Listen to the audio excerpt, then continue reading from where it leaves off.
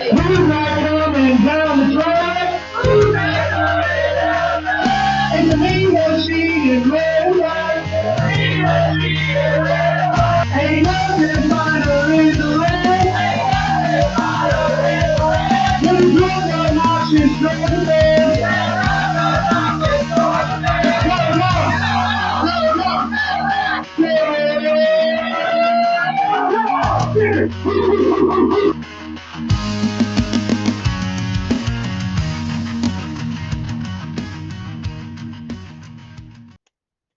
What's up, y'all? This is John and Caleb back for another episode of the Nothing Finer podcast.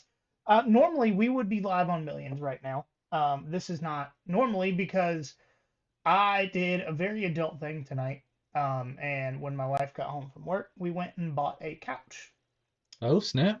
which took away all of my free time. We bought a couch, ate dinner, and I walked in the door at 8:55. It is currently 9:02. Yeah. So did not have time to get that set up. But this championship week. So obviously we're talking about the five important championship games. Or I guess it's Yeah. four Four of important them are championship important. games. Because y'all, if Duke wins, the ACC needs to be demoted to Yes. like. Can we replace swap the ACC in the AAC? Right. Because in a head-to-head, I'd probably take the American Conference team in all but like three matchups. 100%. Yes. Um, so yeah, and one of the things about it is before y'all hear from us again, we will know on Sunday who, what, when, and where, but absolutely positively not why each team's going to make the playoff because the committee changes the why week to week and Yeah. team to team. Um, So I say so not just week to week. You get different logic for different sets of teams in the right, same set of rankings. did you know Texas is ahead of Vanderbilt because they beat Vanderbilt even though they have one more loss? But But Miami and Notre Dame. yeah, yeah. At least they did the right thing and kept Oklahoma ahead of Alabama, even though they want Alabama in regardless of how the game goes this Mhm. week. I just, Yeah, they will be in even if Georgia wins by 35. Spoiler alert: Georgia will not win by 35. But I, yeah, probably not. I will say, the rumblings in all of college football media are going towards just give us computer rankings and a 16 yeah, team playoff, which I don't know if I want a 16 team playoff, but I would love computer rankings rather than. give me 16 teams and no buys. I Yeah, you think Nobody gets a so? buy. Um, but at the same time, I will say college football as fans, because while we do have a podcast, we are still fans first and foremost. As fans, we have a way of group hive mind just erupting over things that we don't like and think are stupid Hmm. that forces college football to change. Like college game day in the middle of the season, quietly, and if you weren't paying attention to like how things were going between the SEC championship last year and today, college game day went from who does Disney want us to have on, who's got an album coming out. It doesn't matter if they're associated with the school, nothing matters except for the money, to the numbers dropped significantly, and they were like, all right, no, we need somebody associated with the school each and every week. And it worked. Yeah, Bullying works, guys. Like, I don't know what else to say. And especially when there's probably 50 to 70 million people bullying one network, it works well. yeah, yeah. Or one podcast co-host bullying his bandwagon team also apparently Oh, I works. thought you were saying bullying Aaron Murray Well, because that too. That he definitely was works. recently on the Saturday Down South podcast and just gushed about Gunner Stockton. Said he could wear Yeah, the football now. yeah. Look Um, at that. yeah, One thing, and I didn't put this in my notes, so I do want to get to it. The narrative there for with Gunnar Stockton has shifted a lot towards, oh, he's actually a good quarterback in a lot of media. The narrative about this Georgia pass rush is still that they can't get to the quarterback and everything I've listened to all week. You guys are a Inaccurate. few weeks behind. Yeah. That is something that I actually do have in my notes is the numbers between early in the season and now. So we will get into it. Well, I can't wait to Um, break those down. But I did want to bring up Duke, my bandwagon team, being in the ACC championship. Since we're not covering the game, I do just want to point out that I am finally riding with them and picking oh, them so they're to win the losing. They're ACC. Yeah, so 100% they're gonna losing. lose. It would be very funny though. It is the funniest outcome possible for Duke to win this game and just Could you throw college football imagine? into chaos. Could you imagine with the news that came out today, we get a team in JMU in the playoff that Billy Napier is technically the head coach of. In Imagine. 2025, we get Billy Napier as the head coach of a playoff team that is not the University of Florida. Yeah, if somebody predicted preseason Billy Napier made to make the playoffs, they would be feeling amazing. I wonder if a sports book would honor that if you said Billy Yeah. Napier will coach a You playoff team. specifically said Billy Napier makes the playoff. Oh, all right. So speaking of group of five games, this is a game that I sadly will not be able to watch 100% um, on Friday night. So what I will probably do is watch the recording on Saturday morning Mm, because I don't need college game day in my ear. Just fair. Nick Saban just giving Alabama the gluck gluck for 3.5 hours. So probably watch this game, but it is North Texas at Tulane. North Texas 2.5 point road favorites over under 66.5. And I still do think that will be one of, if not the best game of the weekend. Hmm. Um, John Summerall has asked the University of Tulane, who they have a very amicable split. It's wild that a head coach can leave for another program. And still coach in the postseason because he did things the honorable way. Right. Um, I'm not sure if has happened yet, but John Summerall specifically requested that all classes be canceled on Friday, and he said so the students can be drunk well before the game and get in there and Yeah, cause chaos. hell yeah. And that is a man who knows his audience. Hmm. He may be Billy Napier 2.0, but he sure knows his audience. Yeah. North Texas is going to be led. Both of these head coaches are leaving after this game, or after the season, I should say, because North Texas is going to be led on one final ride by Eric Morris and Drew Mestemaker. Mestemaker hasn't announced yet that he is transferring, but one would assume that if he has any eligibility left, he's going to follow Eric Morris to Oklahoma State. You have notes? I do, so you can go ahead. Okay. Um, with the Eric Morris note, I, I Oh, call, sorry, here. Yeah, sorry. I do have a note here, but yeah, you go on. um, side note, tangent, we're probably going to get into this next week because sadly we will not be previewing the Army Navy game. My friend that played for the team that committed to coming on and talking to us. He and his wife had a baby like Ah. 6 weeks ago. So give him a break this year, but next year I will be holding him to that promise. And then also I'm going to be in the Bahamas during the game, so Nice. yeah, we're gonna be doing some coaching cycle talk in the midweek pod next week. But anyways, I think Eric Morris to Oklahoma State is probably a top three hire of the cycle so far in upside. I should Oh say yeah. in upside.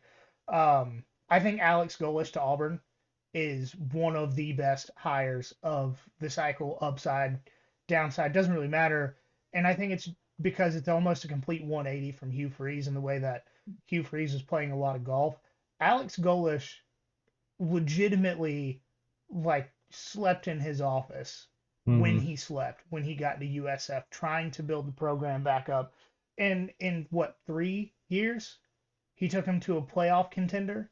Yeah. Um, took Alabama down to the wire 2 years in a row. Like Hmm. what he did at USF without they don't even have their own stadium. They don't have special locker room within Raymond James Stadium. So what he was able to do is quite literally insane. It's all due to his work ethic. Number two, Will Stein. I think because Kentucky is a program that requires special quarterback play along with a good defense to be 8 to 10, maybe even 11 wins if they get up there. I don't see a reason that Vandy or they couldn't have a Vandy-like turnaround. Will Stein took back to like he's had nothing but Heisman contenders at quarterback at Oregon. Granted, different resources between Oregon and Kentucky, but still, he took Bo Nix, who was called Bo Picks for Hmm. his entire time in the SEC, into legitimately leading the country in completion percentage and being in New York for the Heisman ceremony. So absolutely, and then I would say Eric Morris because when Oklahoma State has been at their best over the last 2 decades, it was with an Eric Morris style of offense. Back when they had wide receivers who didn't care and just went out there and played football and they were borderline an air raid offense. It was all thanks to the style of offense Eric Morris runs. Um, I'm not gonna And say that. Go ahead. I was just gonna say, and that's gonna continue because you mentioned Drew Mestemaker. He's actually a true freshman. Yeah, so he's absolutely So going to be a Cowboy. yeah, and one of their top wide receivers is also a true freshman. So you're gonna Yeah. have these guys if they follow, which we assume they will, uh, really making some noise. And then I know a lot of people are going to be like, "You love Lane Kiffin. Why didn't you say he was one of the best hires?" Lane Mm, Kiffin is one of the best coaches in America with no expectations. Just want to say that out loud. Make sure everybody understands that. Because what did he do last year with the SEC version of Ohio State and a $20 million roster? He didn't make the playoff. So there's that. But also, Lane Kiffin, after the wake of destruction and toxicity that he left behind him at Ole Miss, that was almost entirely traced back to Jimmy Sexton being overconfident. I don't trust that he and or Jimmy Sexton trying to get Lane to hire more Jimmy Sexton clients are going to do the right thing when it comes to the rest of the coaching staff. I also think that if Ole Miss makes a deep run in the playoff with Charlie Weiss as offensive coordinator, actually being able to call plays that he has not been able to do his entire career at Ole Miss, he might just stay in Oxford yeah. because being able to call plays for a defensive-minded head coach is something that a lot of people like the freedom of. Just I'm not sold on Lane Kiffin because anytime he has expectations, he finds a way to destroy them. He's he's a spoiled nepo baby that like makes his own life difficult, Yep. and he's a hell of a coach when no one expects anything out of him. But back to North Texas and Tulane because I am super excited about this game, and the North Texas offense should scare almost every team that's going to make the playoff. Um, because here's the categories that North Texas is in the top 40 in the country of offense. Second in passing offense, 38th in rushing offense, and they're the only school in the top 10 in passing and the top 40 in rushing. First in scoring offense, Mm. 13th in sacks allowed with throwing the ball a lot. Yeah. Ninth in tackles for loss allowed, 21st in third down conversions, 10th in fourth down conversions, fourth in red zone conversions, first in explosive plays. That's basically every category. It's quite literally, I think, every category except for like maybe penalties or time of possession. Hmm. Um, it just Which time of possession in that style of offense is right. Um, and I will say Tulane is struggling pretty significantly to stop the pass. They're 119th in passing defense. And here's one stat that I looked up that I think is going to make a big difference in this one. Tulane, when they're playing teams that have similar or a higher level of competition, like yeah, I'm not going to pretend that all these teams are exactly on Ole Miss or on Tulane's level, but higher or same level of competition, they've allowed over 300 passing yards 5 times this season. wow. Starting with 313 yards to Duke, 307 yards to Ole Miss, 391 passing yards to UTSA, 368 yards to a Memphis team that is much better at running the football, and 375 yards to actually the number one passing offense in the country in FAU. So, like, I'm not going to go out here and say that they can't stop the pass, but I'm going to say that they're not very good at it. Hmm. I do think that just because North Texas is one of the best passing teams in the country and Tulane is almost incapable of stopping the pass, I am going to take North Texas to get their first top 25 ranking, which they got earlier this year, and their first playoff appearance in the same season. Yeah. Can we talk about why this North Texas offense has been so successful? Uh, Because like, yeah, please tell me. yeah, because we talked about the style, we talked about the quarterback and the receiver, but Eric Morris has taken the Josh Heupel offense in all the ways that make it work. And what I mean by that is they haven't done like I feel like Alex Golish has done and just stuck to the same version of this offense, whether it works or not. Eric Morris has done what Josh Heupel has done, which is he took that offense and said, if we actually want to win something, we need to slow down just a little bit, play more complementary football, but still keep this, explosivity. And the reason it's working so well at North Texas is that it takes an awful lot of athletic talent to stop an offense like that when the quarterback and his receivers are consistently on the same page, which they are. And I don't mean this as a slight at North Texas. I mean it as a compliment to Eric Morris and the way he's coaching. There's not a lot of elite athletic talent in that conference. And so again, I don't say that to say he's a big fish in a small pond. I have a lot of respect and I'm getting a lot of credit to Eric Morris for doing something that works and has this kind of staying power. I think it's going to thrive in the Big 12 as well. And I think North Texas is going to thrive in this game and make the playoff. And that'll give me a head start on calling him Sunbelt Johnny because he has coached in the Sun Belt before. Sunbelt Summerall. Yeah, there we go. That I'd like the ring to that. Yep. And then I will read this Mike pick, but I need you to read the next two because I'm not saying those out loud. Okay. Mike says North Texas wins because I'm sure UNT alumni Stone Cold Steve Austin will lead them out and inspire all 15,000 people in the stadium.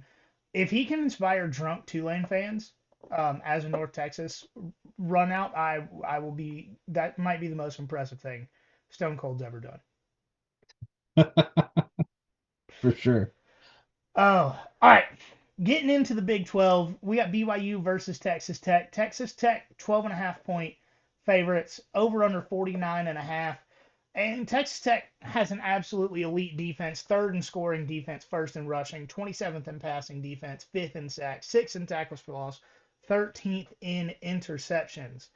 And so out of that, what's the one area that BYU could hope to take advantage of?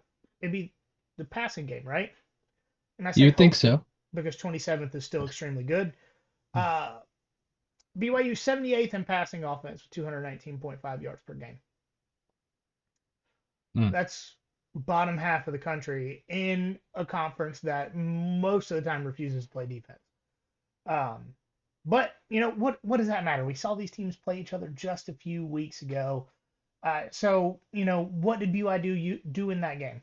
And that game, 28 days before the matchup this Saturday, they got a whopping 188 passing yards against this Red Raider defense.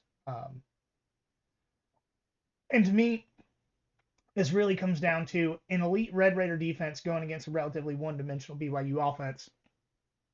And I don't know why I typed that. Yeah, I saw that earlier and I was like, I'm not going to correct it, but I hope he catches it. Absolutely. Yeah, at first it said, and because of that, BYU wins, but because of that, Texas Tech wins. Yeah. That makes way more sense. I wrote most of this one after getting my allergy shot this morning, which I've thought my entire life I was allergic to shellfish. Apparently, I'm just severely allergic to dust mites who have allergens the same size and shape as shellfish allergens. So my body reacts the same way to me eating shrimp as if I just ate a handful of dust mites. Interesting. Didn't know that was a thing. I found that out last week and started my allergy shots today, and I will tell you it is wild getting a tiny 0.5 or 0.05 milliliter shot in your arm and then you reacting like you just shoved your face in a bowl of pollen for like an hour, and then you're like, oh, all right, I'm good. Wild. If anybody else has ever gotten it, you know exactly what I'm talking about. But it's so interesting how it works because it's like I said, it's like a 20th of a millimeter shot, your first one, and your body reacts within 5 minutes. Wild. Yeah, wild. What else has been wild is this Texas Tech team in the Big 12. They have completely dominated every Big 12 team they played against when they've been healthy. Listen to these margins of victory for those games. 24-point win over Utah. At Utah, at Yep. elevation, important aspect there. Yep. 24-point win over Houston. 25-point win over Kansas. 42-point win over Oklahoma State. 23-point win over. Post Yeah. Todd Grantham firing. Yep. 23-point win over Kansas State. 22-point win over BYU. 39-point win over UCF. 49-point win over West Virginia. This Texas Tech team is head and shoulders over everyone else in the Big 12, and I genuinely think they can make a very deep run in the playoffs. So I think Texas Tech wins big again. And then Mike says Texas Tech by a number between 66 and 68. I'm not saying it. Thank you. I'm not saying it. Because if you're listening to this in the car with your kids, hey, what up, kids? But second, you appreciate us not saying that. Yeah. As a side note, somebody said I realize why that number has replaced 69, and it's because 789. Okay, that is the first reference to that number I've heard that's actually funny. Yeah. It's a dad joke, so we are elderly, and that makes sense why we think that's funny. All right, something that's not a joke and simultaneously the biggest joke of the weekend. The Big Ten championship game. And I say that because both of these teams, I don't care what the ESPN strength of schedule or strength of record says. Neither of these teams They ain't played nobody, Paul. They haven't. And I've actually created my own statistical index. Okay. To break this down in a way that I think most people, especially if you listen to this show, because if you listen to the show, you're slightly more in depth than scratching the surface, but you're not full on like breaking down film with Brooks Austin kind of guy, right? And you might watch his show, but you can't break down film like him, is what I'm trying to say. No hate to Brooks, but yeah, we love Brooks on this show. Anyway. I don't want that to get misconstrued, but like you're not mentally on his level because very few people are, especially fans. But if you pay attention to this show, you're kind of more than scratching the surface. So I will say I've been on the train all season that Indiana is the better team, and I am fairly certain that I have been alone, not just on this podcast, but probably in the non-Indiana sports media, if you want to call it sports media. And so earlier this year, it was much clearer on why Indiana was a better team. They played better competition, won those games on the road by larger margins, right? But here is what I'm doing. I'm calling this the Loki, which is level of competition index. And what I did is I went through and I got both of these teams scoring, rushing, and passing, offense and defense, and got a composite of all of their FBS opponents scoring, rushing, and passing, offense and defense. To say, for example, Ohio State, for the season, scoring offense is 13th. They've played an average scoring defense 59.9. So just above middle of the pack. Ohio State rushing offense 53rd. Average opponent rushing defense 56.9. Passing offense 26th. Average opponent passing defense 63.5. Scoring defense first. Average opponent scoring offense 64.4. I will say Texas skews that quite a bit with what they did later in the season. Because Ohio State had 4 different teams in the 100s that they played in scoring offense. For rushing offense, Ohio State, or rushing defense, Ohio State 4th. Average opponent rushing offense, 77.5. Passing defense 1st. Average opponent passing offense, 85.5. Yeah, with this level of competition, truly they rival 2021 Georgia. Right, when Georgia played, 7 ranked teams that year, I think. I was about to say 5 in the regular season. Yeah. 4 in the regular season. 3 Alabama in the SEC championship game, and then, And worth noting, most of those top 25 teams were top 10 or top 15. Right. Like, did Arkansas finish the season ranked in the top 10? No. No, but Georgia Did broke they them. earn their ranking at the time when they came to Athens and got shut out? Yep. Yes. Indiana. Man, I And miss so, the days when Kentucky would go undefeated until coming to Athens. and then just fall apart. Yeah. Um, Indiana. And so I will say Indiana's numbers, I will argue, are more impressive top to bottom because of the consistency. Not because in every aspect they're better, but in the consistency. And so Indiana scoring offense, number 2 in the country. Their average opponent scoring defense, 60.2. They've played 2 teams in the top 10, 5 teams in the top 40. Pretty good. Yeah. Some would say that is elite level of competition to play 5 of 11 FBS teams in the top 40 in scoring defense, and for you to have the number 2 scoring offense in the country. Yeah. Indiana's rushing offense, 9th. Yeah, pretty good. Their opponent rushing defense, 66.5, 4 in the top 40. And I understand that math-wise, have a .2 and a .5 doesn't exactly make sense. It was because it was 0.45555555. I rounded up. Now, I will say, so far these defense numbers are technically ranked lower than Ohio State's, but not by much, not by enough to make up the difference. And so I will say, breaking it down, the big difference is that Indiana's have been, like I said, their average opponent rushing defense. They played 4 top 40 defenses, and the ones that weren't top 40 in rushing defense were somewhere between 60 and 70. I think they played 1 team in the 100s. Meanwhile, Ohio State played like 3 or 4 in the 100s, and then like 1 at 20. So the numbers get skewed quite a bit when you're averaging things out because of the outliers, but Indiana's spread is much more condensed in the middle towards where these numbers are. Right. So Indiana's passing offense is 41st, just outside of the top 40. But their opponent passing defense, 55.5, 2 in the top 10, 5 in the top 40. So just based off of those numbers right there, they've played 5 top 40 defenses. And they have the number 2 scoring offense, number 9 rushing offense, number 41 passing offense. They are 12-0 against 5 top 40 offenses or defenses. Regardless of the conference, I do think that is impressive. Yeah. When it comes to Indiana's defense, that was one of their big problems last year, is that they could stop the run, they couldn't stop the pass. Well, this year, scoring defense, number 2. Average opponent scoring offense, 77.7. The rushing defense, number 2. Average opponent rushing offense, 74.3. And their passing defense is 14th. Average opponent passing offense, 82.7.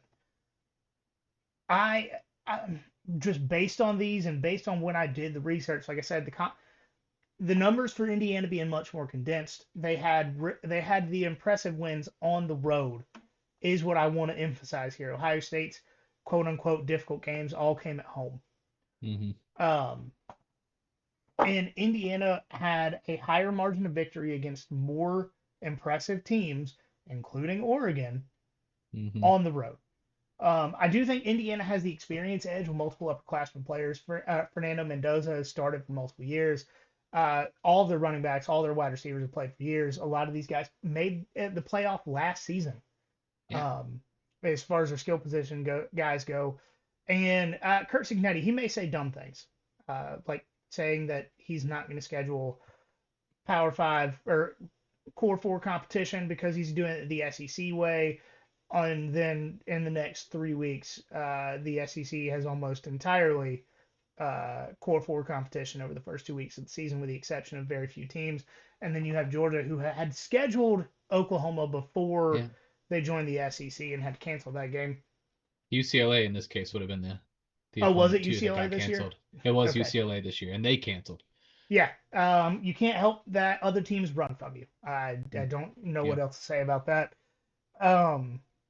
But Kurt Cignetti is a great situational coach. he's done it on multiple levels. He's won everywhere he's been. He's had to work his way up from lower levels of football to the mid to now Indiana, which he has turned into a perennial powerhouse. I believe I said it in the offseason that Indiana was going to be in playoff conversation longer than Tennessee. And that made Well, some Tennessee fans real upset, but I was but which 100% one's in the correct. playoff this year and which one's not? That's the only question.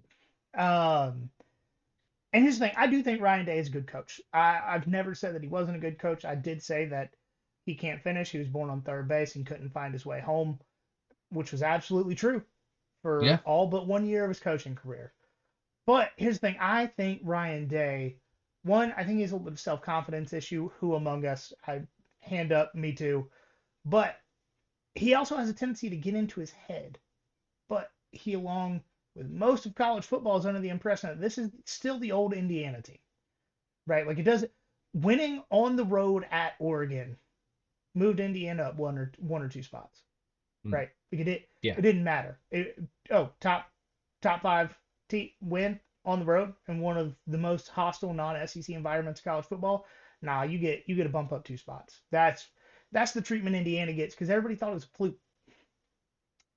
And I do think that Ryan Day will stay out of his head for most of this game. But you get one, it's a lower scoring slugfest. Julian Sayin throws a rare interception in this one after the passing defense kind of ate him up. They're getting pressure to him. They are taking advantage of the young guys they have on that offense. And they get a touchdown to go up 10 points late in the game because they get it on a short field. What does Ryan Day do in that moment? Because most of the time he's failed, Yeah. right? I think he tries to outcoach Kurt Signetti instead of relying on his truthfully more talented roster and relying on his defense to, you know what, you may have got us on a 3 and out, but we're going to get you on 2 negative plays and a 3 yard play, and you're going to punt the ball right back to us. I think he goes for it on fourth down at a stupid point, or tries a fake field goal or a fake punt, or tries to drop his nuts like Kirby and go for an onside kick at an inopportune time.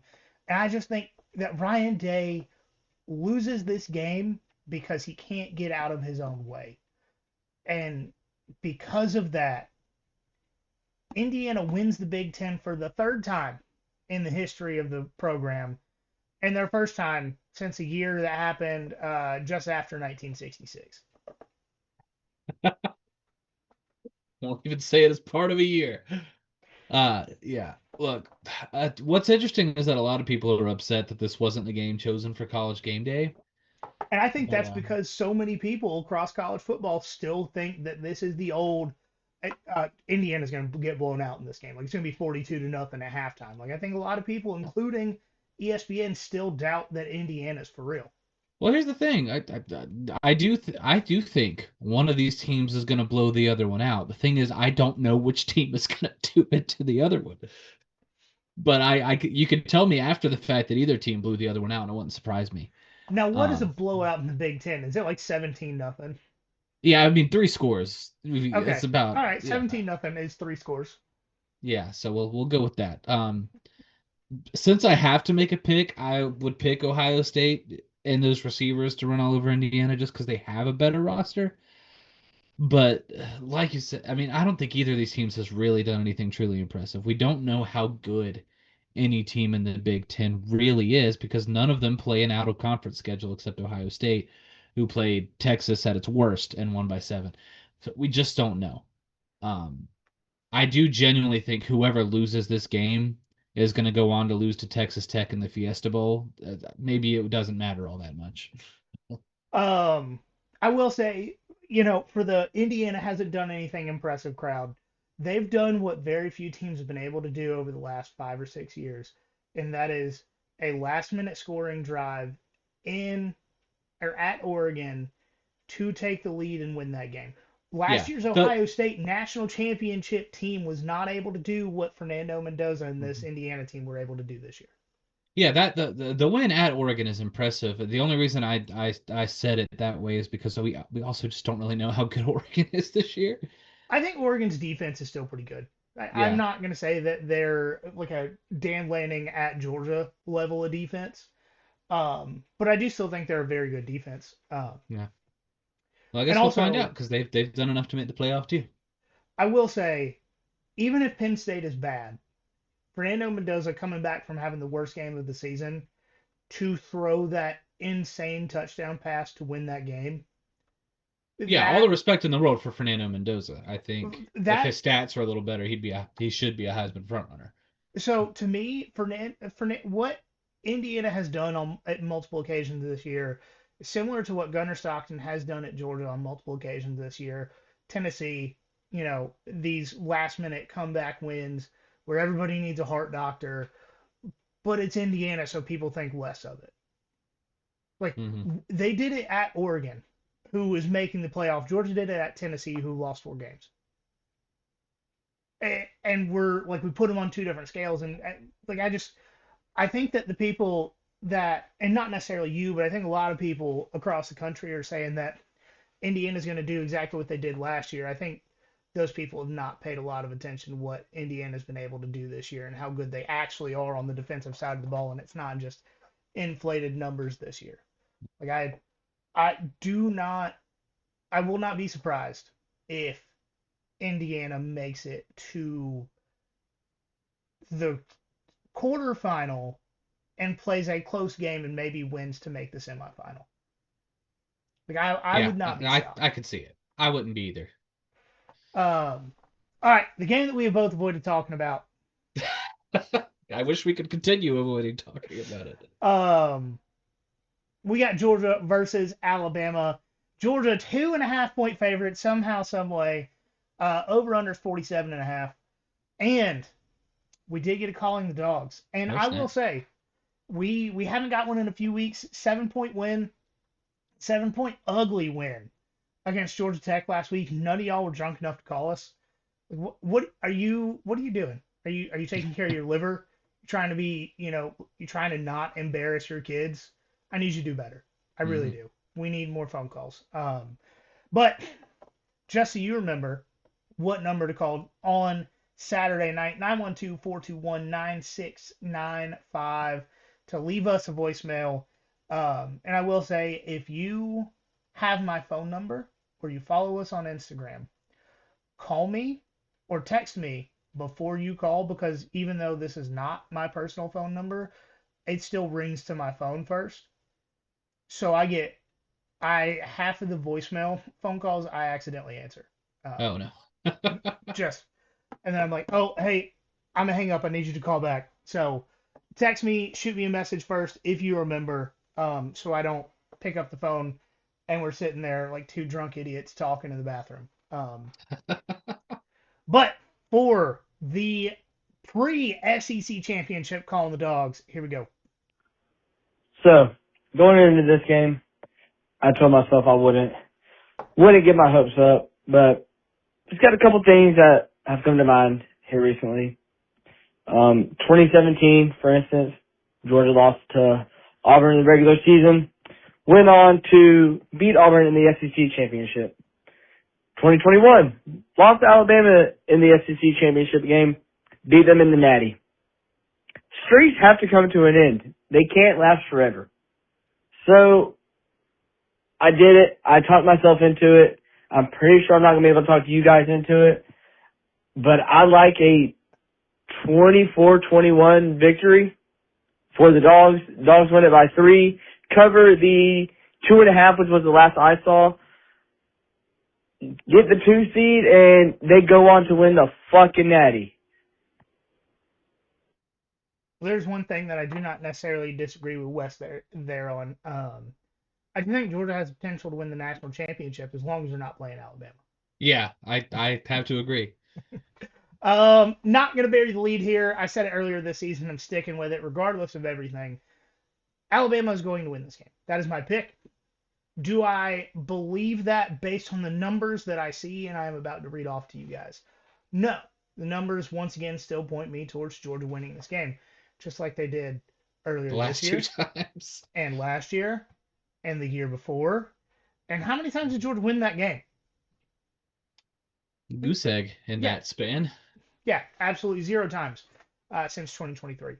And I said this when I was sending the package in the post office yesterday because I guess I have a memorable face. I walked in, and one of the guys that works at the post office on the island here is a big Alabama fan, and we talk football every time I go in there, and I go in like once every 4 to 5 months, right? Like I don't go in the post office very often, but he remembers me, and we talk about football, and he asked me how I was feeling, and I said honestly, this is another game that Georgia should win, but it doesn't matter because Alabama, and I used our local high school team. I said Alabama could throw out Island's high school football team in crimson colors and somehow, some way, find a way to beat Georgia. Mm-hmm. It's just a fact of life at this point. Come to find out, one of the Islands High School starters' moms was in line right behind me and did not take very kindly to that. They've won one football game in 5 seasons. Maybe give me a Man, break. yeah, But that's just they have the dog's number. That's truly like it.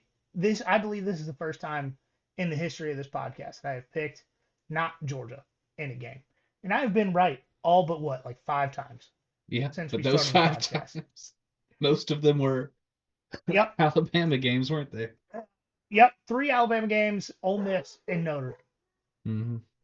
So like I'm gonna get into it because that's the job that I have given myself. And if you can hear my dog in the background, he's a little crazy. So he's a few short of 6 pack. He probably sees like a Christmas light flashing on the window. Um, but I'm hoping that I can convince some of you guys to feel a little bit better about this game because Georgia's defense has been a tale of two halves of the season. Right, early in the year, specifically Alabama and Tennessee, at least the first half of the Alabama game and key points in the second half, Alabama and Tennessee did whatever they wanted to. Mm-hmm. And early in this season, Georgia's 93rd in the country in opponent third down conversion, allowing 40.68%. And that is all of September, which encompasses Marshall, Austin Peay, Tennessee, and Alabama. So that's not just That's cherry skewed picking. downwards. Right. That is very much skewed by the Marshall game specifically. But they allowed 13 and 19 to Alabama in this game. Now, and I say now, the month of November, Georgia is 13th in the country, allowing 27.87% of third down conversions. And that is playing a Georgia Tech team who was top 10 in the country for that game last week. Mm-hmm.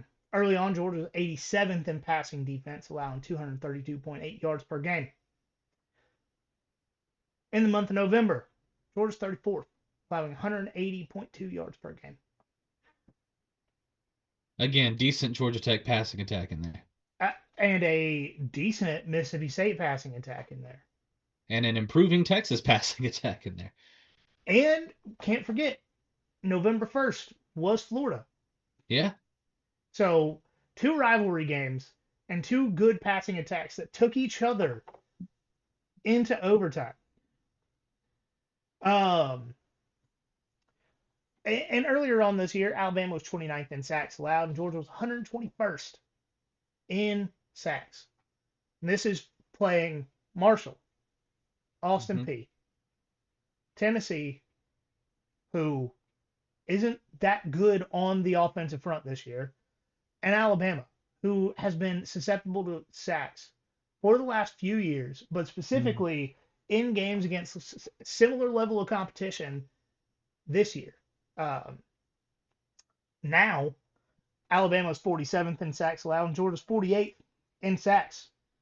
They're still not top 40, but over the last month, they have drastically improved. 8 sacks over the 3 games between Florida and Georgia Tech, and they got quite a few against Georgia Tech to continue to improve that number.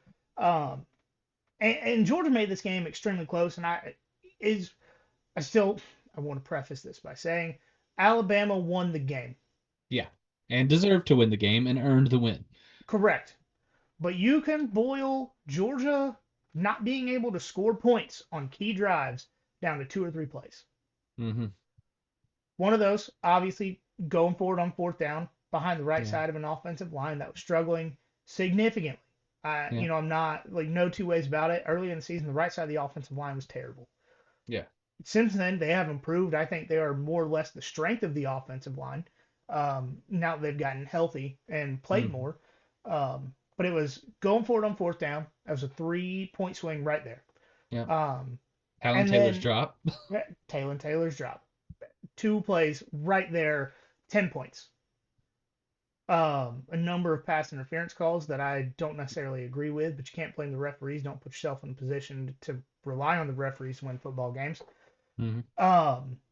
I just like I that game came down to a few plays that since that time Georgia has found a way to make those plays. Yeah.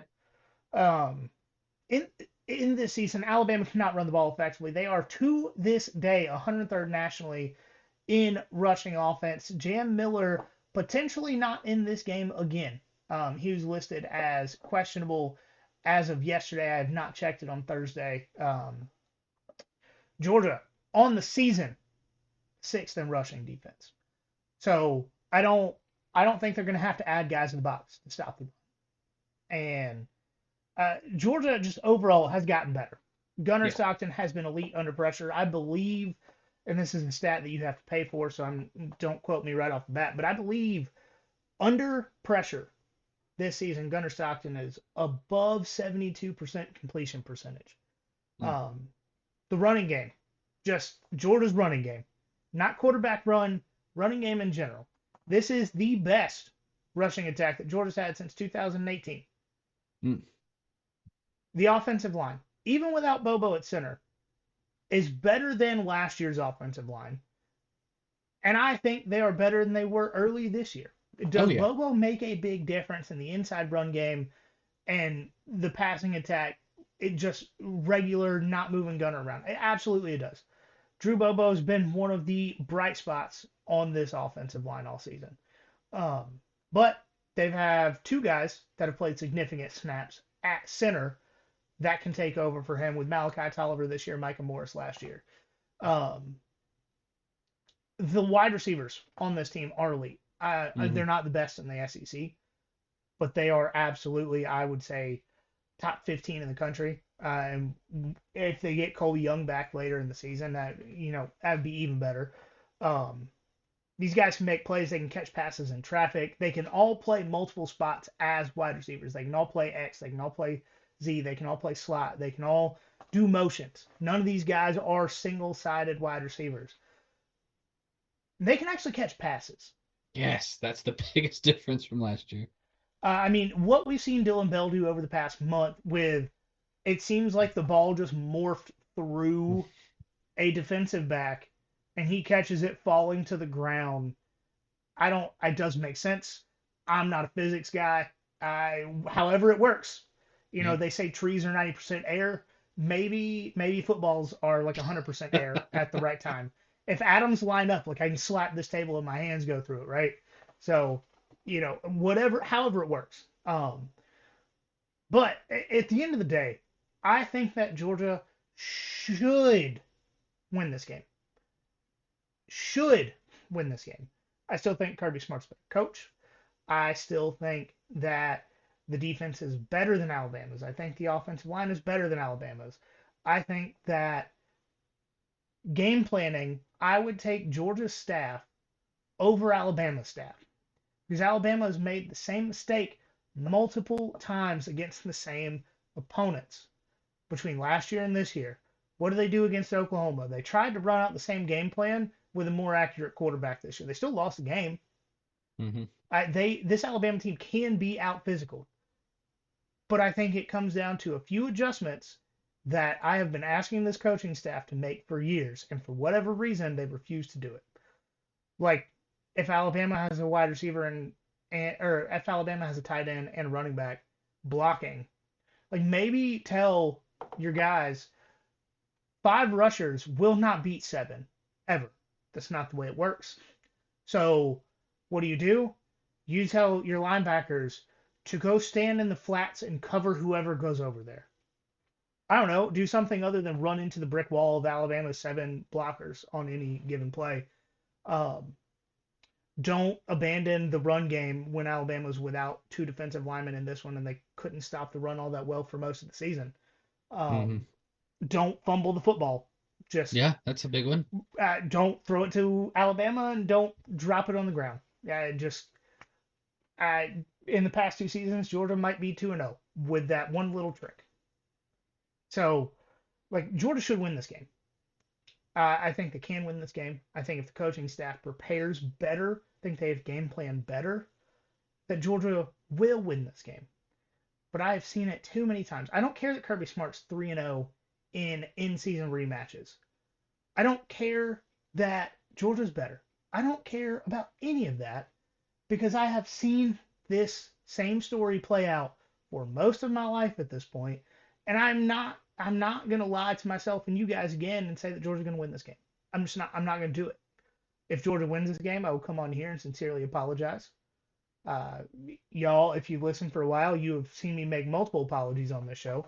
I'm not afraid to do it. I can't reasonably say that Georgia's gonna win this game. I can't do it. Look, I understand your point. But there are, like you mentioned, plenty of reasons for Georgia fans to feel good about this game going into it. This Georgia team is not the same Georgia team that lost to Alabama early in the season, and that matters. You even said it yourself. This team has done nothing but get better at every single spot they were struggling in. Defense, obviously, leagues ahead of where they were at the beginning of the season. Offense has been off and on, but largely been on for big games. The team is battle-tested. When you look at the 2 versions of Alabama we've seen this season, they basically come from different planets. You never know which version of Alabama you're going to get. Even if Georgia gets the best version of Alabama this weekend, looking around, it looks like Georgia's got really good matchups this time. Between just player on player. Ty Simpson's been on a steady decline the whole second half of the season, and he needs to pay for chewing on the hedges when he was in Athens. Yeah, absolutely. Yeah. Look, Georgia's got a better team. Georgia's got a better coaching staff. Kirby Smart's undefeated in rematches during the same season. And it doesn't matter. Alabama is still going to win this game like they always do because of the logo on their jersey. Every single time we play these inbred morons, I convince myself we're winning this game just like you. I'm not doing it anymore. I'm just not. I would much rather be certain that we're going to lose and be pleasantly surprised in the very unlikely event that we win than convince myself we can win only to be disappointed again. I can't do it to myself this time. I just can't. And I understand that means I'm picking this game more based on trauma than anything related to actual football at this point. I can't bring myself to pick Georgia to beat Alabama to win or to beat Alabama when history just tells me that they won't, no matter what numbers I want to bring into it. Hate to end the podcast on a depressing note. I really do, but it is what it is. I'm not going to lie to myself. So 2 things that I think that I forgot to bring up in my little bit that I think do have the potential to make a very, very big difference in this game as far as Georgia's defense goes. A guy that Georgia fans have come to know and love he only played a limited number of snaps in the second half of this game. And that is a man whose name is DeMello Jones. You would notice in the second half of that game, did Alabama score any points? Nope, they sure didn't. They sure didn't. You know who did not register a single stat? Quarterback pressure, hurry, anything in the first matchup this year? Who? It's a guy that we have gushed over. Oh, hang on. I'm gonna guess it's Quintavious Johnson. No. He played a lot in this game. But he's a guy that plays the same position. Same position. Okay. Where's a low number? Where's a low number? We've been gushing over him. Quintavious Johnson's an interesting one because he's a linebacker who's also like an edge, so he could be a lineman. So I don't know which direction you're going with it. Gabe Harris played in this game. No, he did not. He didn't. Oh, okay. Yeah, Gabe Harris has been a revelation the last few weeks. Yes, and if you're telling me in a foot race to violence, Who is going to win between Ty Simpson and Gabriel Harris? Oh, Gabe Harris. I am taking Gabe Harris on a Yeah. foot race to violence 10 times out of 10. Yeah. And those are just some things that what you said brought up into my head. Now to get into Mike's, because we are not ending the podcast on a depressing note. We're Thank not you, doing Mike, it. for saving us. All right. Mike said we are not ending on a depressing note because he has been freebasing hopium all week long. He said we're getting Ole Miss Gunner. He's ready. The defense is much better today than it was in September. Dogs win 28-24. I hope you're right, Mike. I really do. Despite what everybody on my Instagram has been telling me all day, I hope you're right. I would love to see Georgia win this game. Yeah. Just to bring it back down to a medium, because I don't want any of y'all to get too excited. We still got, by the time you hear this, probably got at least 24 hours to go. Over or under 7.5 third down conversions for Alabama. You know what? I'm going to say under because Georgia has gotten so much better in that department. I'm not sure that's going to be enough, but I'm going to say under.